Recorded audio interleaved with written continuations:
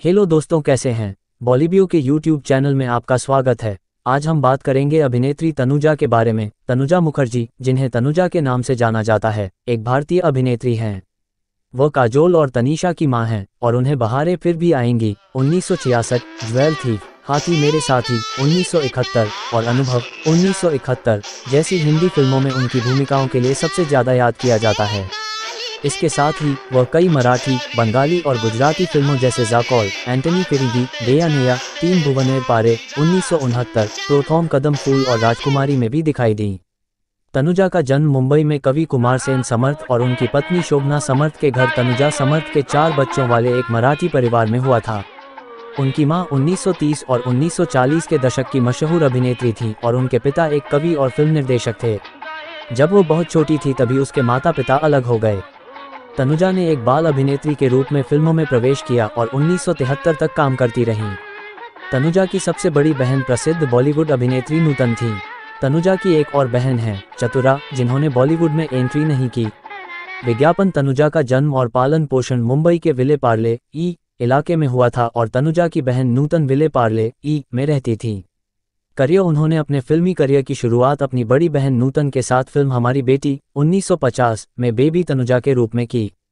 एक वयस्क के रूप में उन्होंने फिल्म छबीली 1960 से डेब्यू किया, जो उनकी मां द्वारा निर्देशित थी और उनकी बड़ी बहन नूतन मुख्य भूमिका में थी। वह फिल्म जिसने वास्तव में एक वयस्क नायिका में उनके परिवर्तन को चिन्हित किया वह हमारी याद आएगी 1961 के साथ आई, जिसका निर्देशन केदार शर्मा ने किया था, जिन्होंने पहले राज कपूर, मधुबाला और गीता बाली की खोज की थी और उस समय तनुजा ने जिद्दी लड़की के क्षेत्र में कदम रखा था।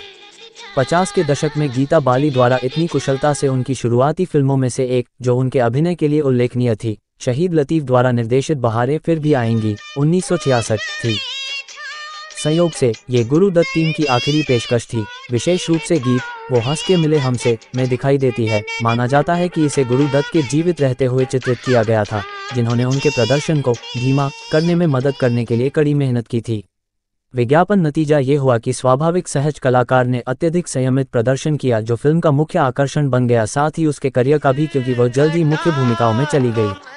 उनकी अगली बड़ी फिल्म जितेंद्र के साथ थी, जीने की राह 1969, जो तुरंत और आश्चर्यजनक रूप से हिट हुई। उसी वर्ष तनुजा ने पैसा या प्यार के लिए सर्वश्रेष्ठ सहायक अभिनेत्री का फिल्मफेयर पुरस्कार जीता। हाथी मेरे साथी 1971 की सफलता के बाद उन्होंने मेरे जीवन साथी, दो चोर और एक बार मुस्करा दो 1972 में अभिनय किया।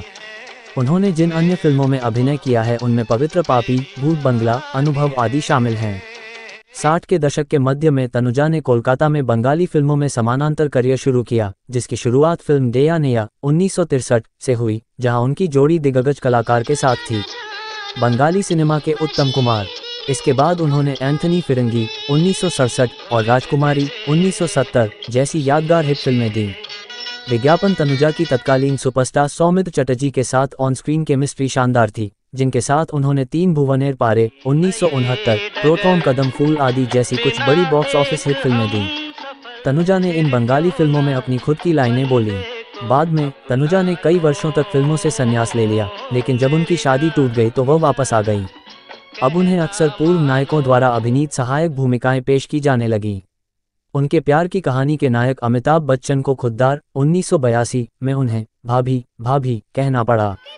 उन्होंने राज कपूर की फिल्म प्रेम रोग 1982 में सहायक भूमिका भी निभाई। वो सहायक अभिनेत्री के रूप में साथिया 2002, रूल्स 2003 और खाकी 2003 जैसी फिल्मों में दिखाई दी। 2008 में तनुजा ने ZTV की पारिवारिक नृत्य श्रृंखला रॉक एंड रोल फैमिली में काजोल और अजय देवगन के साथ जज के रूप में अभिनय किया। एक बार मुस्करा दो 1972 के सेट पर उनकी मुलाकात निर्माता शशधर मुखर्जी के सबसे छोटे बेटे निर्देशक सोमू मुखर्जी से हुई। एक तूफानी रोमांस 1973 में एक विवाह में समाप्त हो गया। उनके 2 बच्चे थे, काजोल मुखर्जी जन्म 1975 और तनीषा मुखर्जी जन्म 1978। बाद में वे अलग हो गए, लेकिन कभी तलाक नहीं हुआ। 10 अप्रैल 2008 को सोमू मुखर्जी की हृदय गति रुकने से मृत्यु हो गई।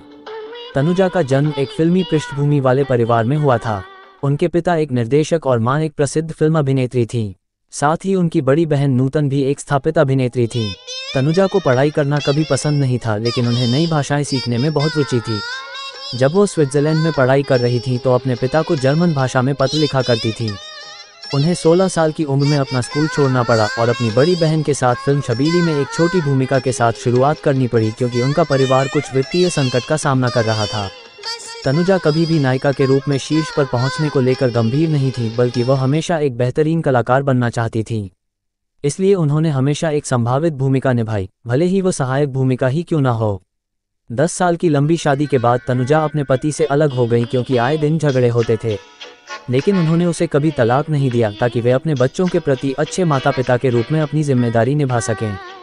खबरों के मुताबिक 80 साल की तनुजा को मुंबई के जुहू स्थित एक अस्पताल के इंटेंसिव केयर यूनिट यानी आईसीयू में रविवार 17 दिसंबर 2023 रात भर्ती करवाया गया था। हालत में सुधार होने के बाद एक्ट्रेस को 18 दिसंबर 2023 सोमवार देर रात अस्पताल से छुट्टी मिल गई।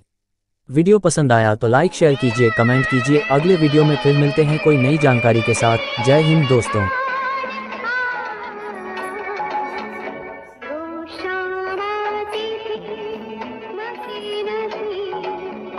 रोज रोज